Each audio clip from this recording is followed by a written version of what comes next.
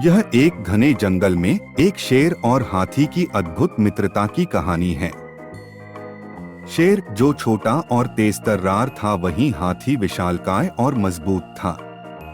दोनों के बीच एक अनोखा बंधन था और गहरी दोस्ती थी, जो जंगल के अन्य जानवरों को भी हैरान करती थी। एक दिन शेर और हाथी जंगल में घूमने निकले। उन्होंने एक सुंदर झरना देखा।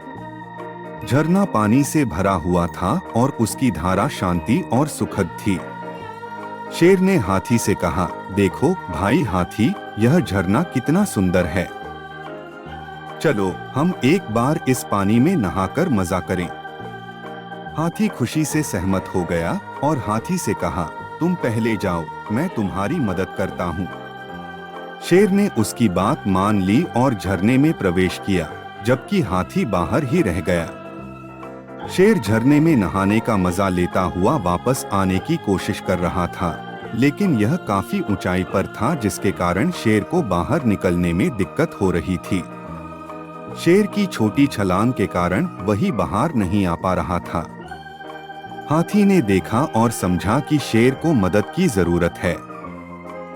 वह बिना देर किए शेर की मदद के लिए झरने के बिल्कुल पास गया और अपनी बड़ी दांतों से एक पत्थर को हटाया, जिससे पानी का बहाव फिर से बढ़ गया।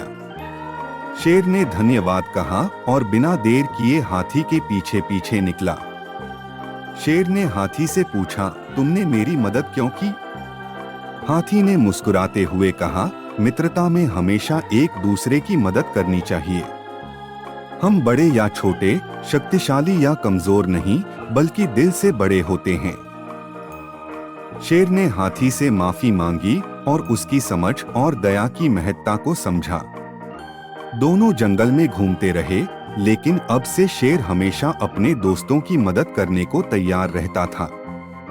यह कहानी हमें सिखाती है कि हमें दूसरों की मदद करना और उनकी सहायता लेना सीखना चाहिए।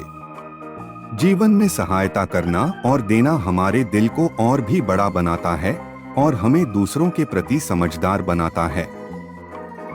इसी तरह हमें हर व्यक्ति की समझ, समर्थन और मदद का सम्मान करना चाहिए, चाहे वो हमारे साथ बड़ा हो या छोटा।